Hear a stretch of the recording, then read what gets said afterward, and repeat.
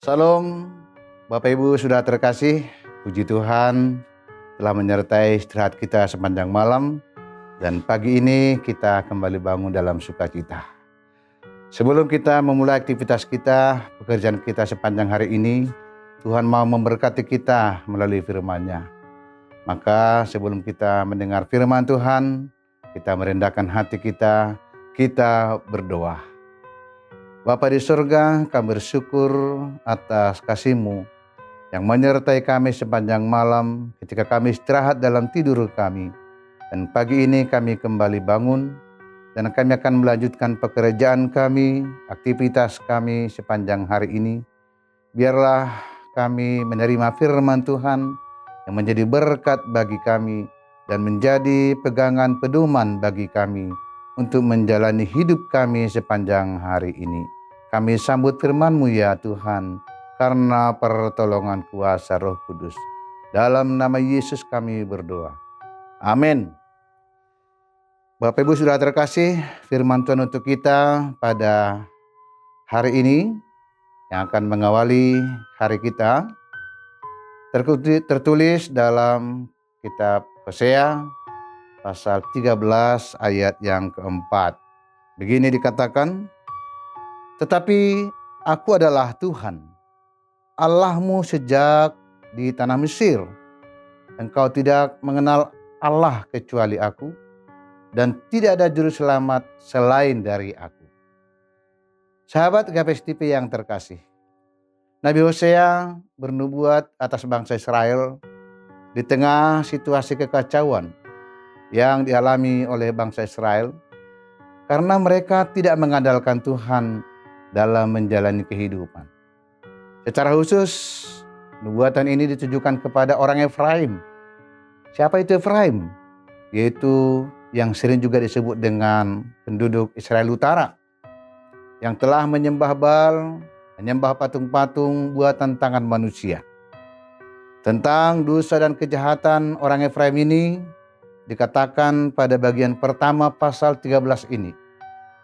Tetapi ia bersalah dengan menyembah Baal, sehingga matilah ia. Sekarang pun mereka terus berdosa dan membuat baginya patung tuangan dari perak dan berhala-berhala sesuai dengan kecakapan mereka. Semuanya itu buatan tukang-tukang. Begitulah cara hidup orang Efraim yang lebih mengandalkan kekuatan duniawi daripada mengandalkan pertolongan Tuhan.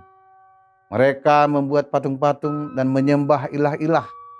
Padahal bukankah ini merupakan larang keras dalam 10 titah, khususnya hukum yang kedua, jangan membuat patung-patung, jangan menyembah ilah-ilah.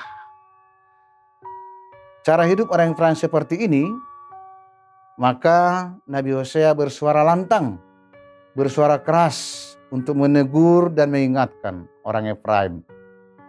Cara Nabi Hosea adalah dengan mengingatkan, menyegarkan kembali memori mereka, ingatan mereka tentang pertolongan dan tuntunan Tuhan yang telah menebus dan memelihara nenek moyang mereka, yaitu bangsa Israel, dari perbudakan Mesir.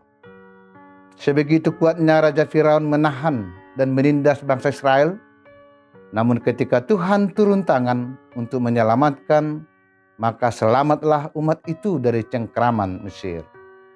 Kekuatan dan pertolongan Tuhan sudah begitu nyata, yang sanggup menolong dan menyelamatkan kehidupan umat Israel dari Mesir. Tidak ada kekuatan dari ilah dan Allah lain yang mampu menyelamatkan Israel. Sahabat GPS TV yang dikasihi Tuhan Yesus, di tengah-tengah perjalanan kehidupan umat percaya, ada cara yang baik agar kita sanggup dan mampu menghadapi kehidupan, yaitu mengingat kembali perbuatan besar Tuhan di masa lalu. Hal yang mungkin sering kita lakukan adalah terlalu memandang kepada persoalan hidup yang cukup berat, seakan-akan tiada yang dapat menolong kita. Untuk menyikapi sulitnya kehidupan, bisa saja ada orang yang tergiur meminta pertolongan dan rezeki kepada ilah-ilah duniawi yang sering kita sebut dengan okultisme. Orang seperti ini mencari keselamatan dan rezeki kepada kuasa-kuasa gelap yang sama sekali tidak dapat memberikan apa-apa, tidak dapat menolong apa-apa. Atau ada juga di antara kita yang menghadapi persoalan hidup tidak pergi ke kuasa-kuasa gelap, tidak menyembah ilah-ilah, tetapi dia hanya mengandalkan pikiran, kemampuan, dan kekuatannya sendiri. Sehingga ujung-ujungnya apa? Dia masuk ke dalam keputusasaan dan kehilangan semangat hidup karena keterbatasan kemampuannya. Sahabat KPS TV yang dikasihi Tuhan, supaya jangan terjadi hal-hal seperti ini, maka firman ini sungguh-sungguh mencerahkan, sungguh-sungguh memberkati kita semuanya di pagi hari ini. Tuhan sendiri yang menyelamatkan umatnya dari cengkraman Mesir. Mesir adalah lambang kesusahan, adalah simbol penderitaan, adalah suasana kegelapan bagi umat Israel. Dari sanalah Tuhan mengangkat dan menyelamatkan umatnya.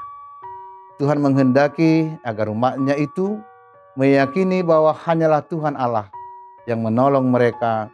Jangan mengandalkan kuasa-kuasa gelap, jangan mengandalkan ilah-ilah duniawi. Tentu saja kita adalah umat yang telah ditebus Tuhan melalui Yesus Kristus. Dia menebus kita dari cengkraman kebinasaan kekal, dari kematian yang kekal. Kita baru saja merayakan Natal, kita baru saja merayakan Tahun Baru. Semua itu adalah karena pertolongan dan pemeliharaan Tuhan, kasih Tuhan kepada kita. Tuhan sendiri yang bertindak untuk keselamatan dan kehidupan kita. Jangan kita berserah pada kuasa-kuasa gelap atau ilah-ilah duniawi, tetapi berserahlah pada kuasa Tuhan. Seberapa hebat pun kemajuan zaman teknologi, kemajuan iptek, telekomunikasi dan sebagainya, itu bukan tempat kita untuk menjadi andalan kehidupan. Itu adalah sarana untuk kehidupan kita. Dalam 1 Petrus 5 ayat 7 dikatakan di sana, serahkanlah segala kekhawatiranmu kepadanya, sebab ia yang memelihara kamu. Bisa saja karena kekhawatiran dan ketakutan, kita menyikapi situasi kehidupan, lalu mengandalkan kuasa-kuasa gelap dan mengandalkan ilah-ilah duniawi. Sikap seperti itu akan mendatangkan murka dan hukuman dari Tuhan. Marilah menjalani kehidupan ini dengan tetap bersandar pada kekuatan Tuhan. Dalam Amsal 3 ayat 5-6 dikatakan, percayalah kepada Tuhan dengan segenap hatimu, dan janganlah bersandar kepada pengertianmu sendiri. Akuilah dia dalam segala lakumu, maka ia akan meluruskan jalanmu. Amin. Kita berdoa. Kita bersyukur ya Tuhan atas firman-Mu yang memberikan jaminan bagi kami bahwa di atas segala hal apapun yang di dunia ini, Tuhan lebih kuat, Tuhan lebih sanggup dan lebih mampu. Sehingga apapun kehidupan yang kami alami, yang kami hadapi pada hari ini, kami percaya Tuhan akan terus menolong kami.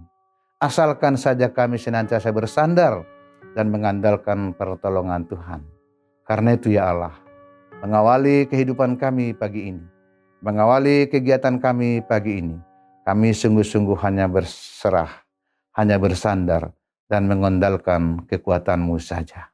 Terima kasih Bapa. Amin.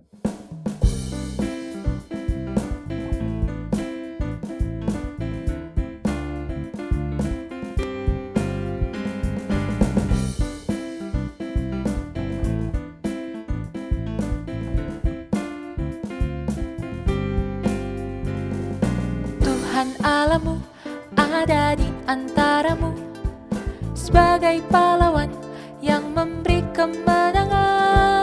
Dalam kasih-Nya kita dibaharui, Allah bergirang dengan penuh sukacita.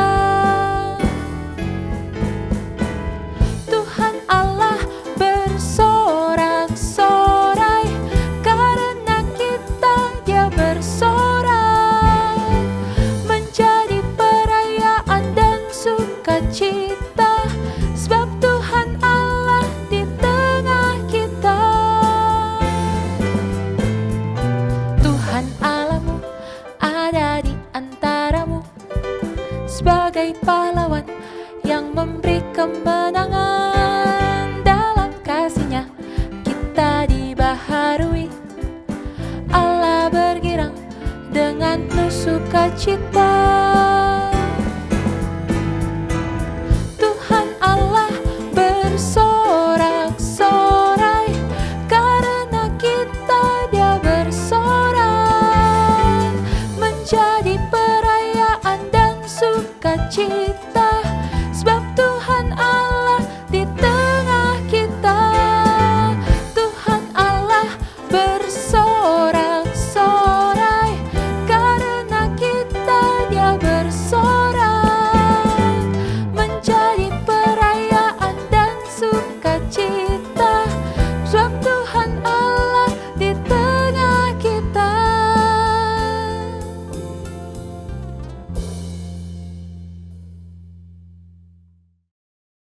GKPS TV